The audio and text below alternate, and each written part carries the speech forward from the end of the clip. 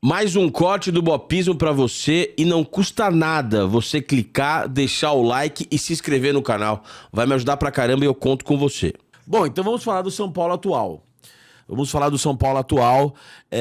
Tem muita gente aqui, aliás, algumas pessoas, mas um cara mandou umas 45 vezes aqui.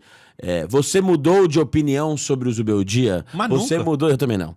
Você mudou de Posso explicar? opinião. E assim, queria dar uma claquete. Não sei se todo mundo sabe, mas eu, Vitor Birner, Arnaldo Ribeiro, Eduardo Tironi e André Plihal, rolava um meme no WhatsApp escrito Zuzubalândia, com as nossas fotos. Porque nós Eu nunca vi, mas eu gostava de falar que era a guarda zubeldista. A guarda Zubeldista? É isso. Melhor ainda, né? Zuzubalândia também tá tudo certo. Se quiser fazer uma camiseta, eu faço, tudo bem. E a gente foi muito xingado por defender o Zubeldia.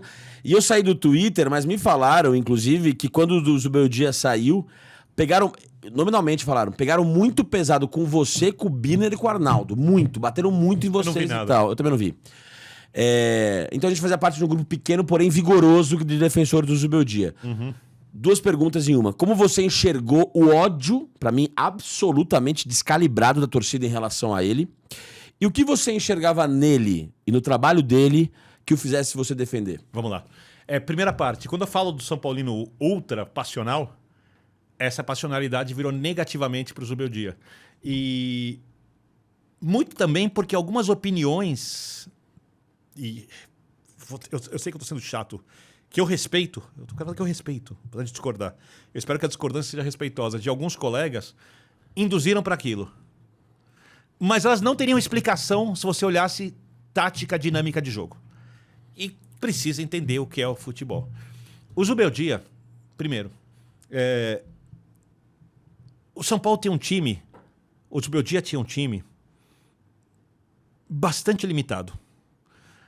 E os jogadores foram machucando, os principais jogadores. E outra coisa, o anti-zubeldismo é fácil de ser desconstruído, tá? Eu vou fazer isso aqui. É mole. É mole. É muito fácil. Pra quem quer raciocinar, pra Opa, quem quiser continuar odiando, você pode tranquilamente. olhar. Eu posso olhar a janela e falar que ela é a pior coisa que tem na Terra e passar odiá-la. Exatamente. Mas tudo bem.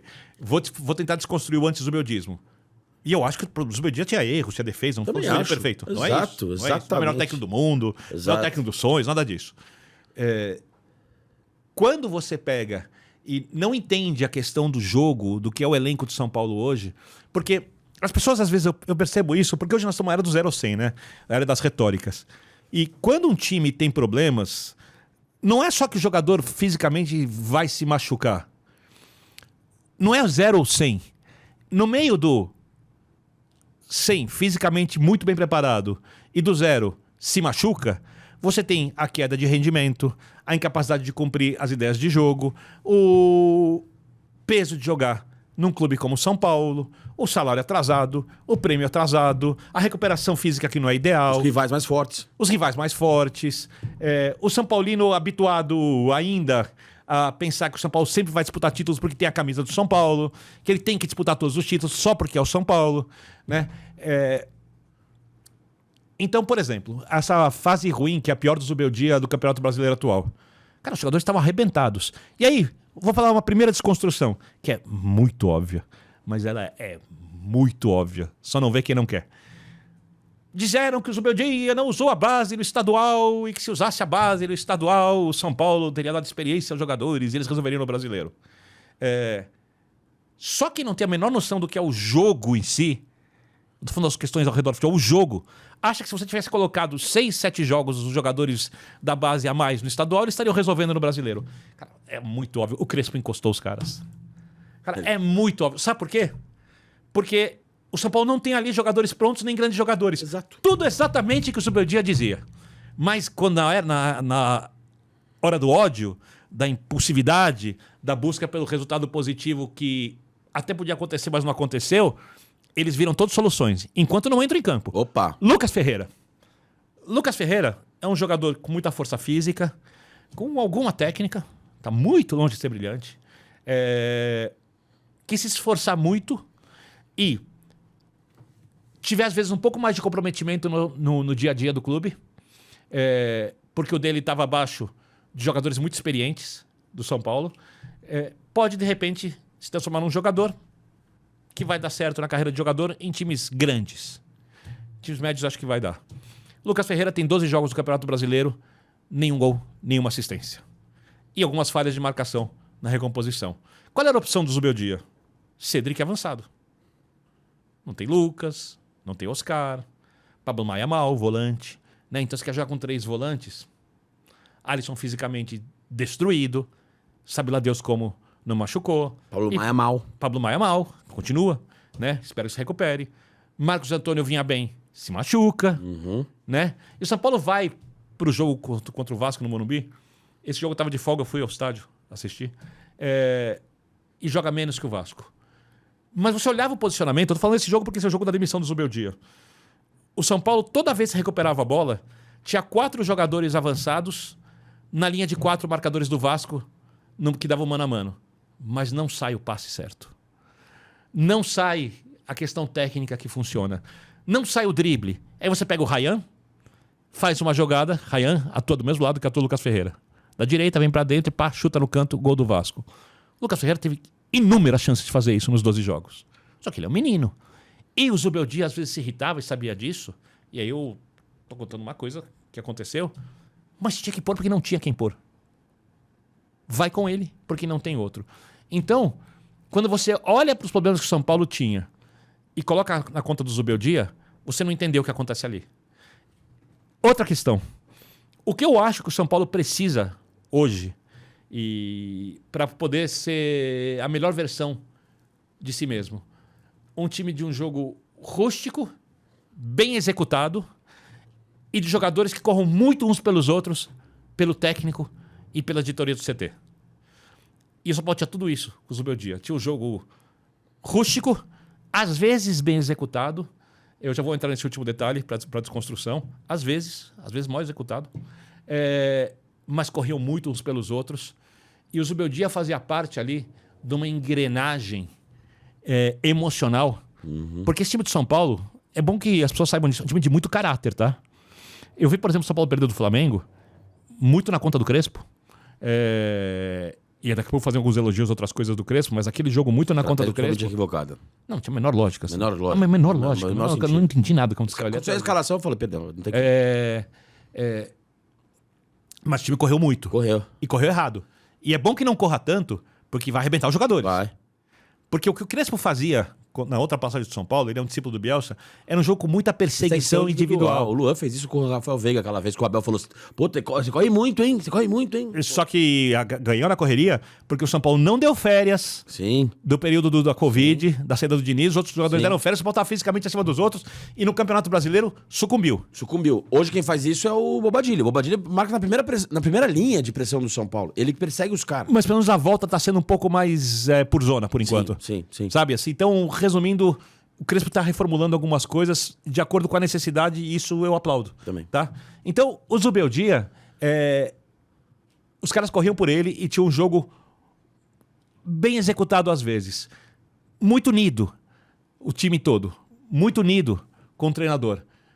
Quando chegava o jogo grande, com exceção ao primeiro tempo do jogo contra o Botafogo na Libertadores, e o Botafogo individualmente era muito mais capaz que o São Paulo sempre competiu. Sempre cresceu. De igual para igual. É isso. E muitas vezes contra times melhores.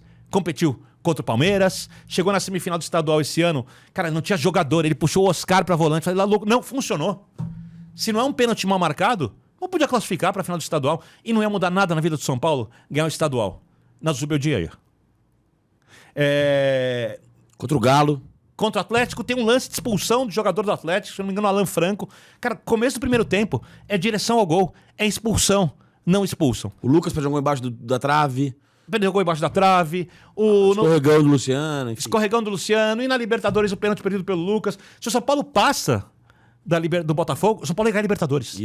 Ou pelo menos a chance de ganhar, para não ter certeza, era enorme. Sim, enorme. Era enorme. Para atropelar o Penharol. Atropelar. E a torcida do São Paulo ia tomar. Fazer de Montevidéu São Paulo fez aquilo que fez, e eu vi pessoalmente em Córdoba. Eu entrevistei um cara que tinha vendido um pedaço de dinheiro do casamento, a noiva tinha separado para ir para lá. Ele pediu para eu gravar com ele um áudio pedindo desculpas para a noiva. Eu falei sobre o amor, porque ela falou, ele ama mais você. Só que era uma situação única. Então, você imagina uma final de Libertadores no embalo com um time que era basicamente, dos meus dias, raçudo e competitivo. É isso. Longe de ser o time dos melhores times que o São Paulo teve. Então, eu me pergunto, o que queriam mais com jogadores arrebentados fisicamente, jogadores machucados? Elenco mal formado. Elenco mal formado. Ano passado o Botafogo não tinha atacante pelo lado e teve que usar o William. E botou os 3 zagueiros, como pediam tanto. E o time só cresceu no segundo tempo do Morumbi, aliás, no primeiro tempo ainda, quando sai o William, entra o Luciano. Ou seja, foi um técnico que teve muito mais acertos do que erros. O que não significa que você não pode trocá-lo, tá? Eu só não podia, de maneira nenhuma, diante de tudo isso, tratar o cara como um problema. Você tinha problema de comportamento de um outro jogador da base, você tem jogador machucado, você tem jogador cansado, você tem salário atrasado, você tem problema de diretoria, você tem polêmica. Tira o técnico, tá resolvido. Não. Por quê? Porque o tirar o técnico virou uma necessidade para satisfazer a raiva das pessoas. Quase um fetiche. E eu não posso, como um comentarista de futebol, desrespeitar os personagens que eu critico. Então eu tenho muito respeito pelo trabalho do Zubeldia, o que não quer dizer que o Crespo vai dar certo, ou que não vai dar certo, tá? O primeiro jogo do Crespo, já emendando, foi muito ruim, o segundo foi razoável. Eu acho que o São Paulo não ganhou do Bragantino muito por erros individuais específicos da defesa ali. O posicionamento não foi pelas ideias do Crespo. E gols perdidos também, né? O jogo contra o Corinthians foi um jogo em que o Crespo repetiu as ideias de jogo da partida contra o Bragantino. Quem vê os programas que eu faço, eu falei na quinta e na sexta-feira antes do jogo que o Corinthians tinha que mudar o jeito de jogar. Porque jogando num 3-1-2, o São Paulo alargando, Corinthians 4-3-1-2, e ainda mais sem o Yuri, os dois, de uma maneira. Não é só isso para simplório, para as pessoas entenderem. Os 2 atacantes batem com os 3 zagueiros do São Paulo. Maioria dos jogadores do São Paulo, né? Os 2 atacantes do São Paulo batem com os 2 zagueiros do Corinthians. Igual, e no mano a mano não tem que ficar. Os 3 jogadores do meio do campo do São Paulo batem com os 3 volantes. O Garro fica perdido no meio. Como você tá com 3-1-2 e tem espaços pelos lados, e o São Paulo vai lembrar muito bem do bombardeio que o São Paulo do Rogério fez contra o Flamengo na semifinal da Copa do Brasil e não ganhou o jogo, perdeu por 3-1 no Morumbi, mas criou muitas chances, tudo invertendo bola pelo lado. E o Corinthians joga assim também. Os lados do São Paulo, que não são muito bons, tiveram muita tranquilidade pro apoio e, principalmente, ninguém pra marcar. Ninguém caiu ali. Tanto que o Wendel fez o melhor jogo até agora no São Paulo. Disparado. O Céder conseguiu ser o pior em campo, porque eu acho ele muito limitado, mas o Wendel, de fato, fez uma partida Some a isso o que o Dorival falou na entrevista, a falta de, como ele disse, energia. E pressão do Memphis. Ou seja, você tem a saída de bola fácil, porque só o Romero pressiona. Ou seja, foi um jogo, coletivamente, muito fácil pro São Paulo. Mas tem uma coisa que aí eu valorizo demais. Em qualquer clube, e nesse caso estamos falando do São Paulo. Você tá num gigante, assim, literalmente no precipício de ser empurrado para a zona do rebaixamento. Se isso acontece num clássico, dentro de casa, num jogo que o São Paulo não perde há muito tempo, era uma crise insuportável. E, animicamente, conduzido por Luciano, um jogador que muito torcedor critica, e que eu não entendo a crítica. Não faz o menor sentido, né? A gente pode falar disso daqui a pouquinho. Vamos falar, porque eu amo esse homem. Vamos lá. Animicamente, o São Paulo fez um jogaço. Um majestoso. E ganhou o jogo. Vamos ver de agora em diante se o Crespo incorpora como técnico. Não dá pra dizer que não vai fazer, porque ele tem feito coisas diferentes e melhores que na primeira passagem. Concordo. Não dá pra dizer que vai fazer também, porque vai chegar uma hora, os jogadores do São Paulo vão estar cansados, desgastados, talvez tenha que poupar jogador. Se eu conheço o São Paulo vai querer avançar na Copa do Brasil por causa do dinheiro. Não dá pra tirar jogador de Libertadores porque o mundo acaba. O São Paulo caiu numa chave muito difícil da Libertadores. E o Zubeldia, pra encerrar, sai do São Paulo sem ter perdido nenhum jogo da Libertadores.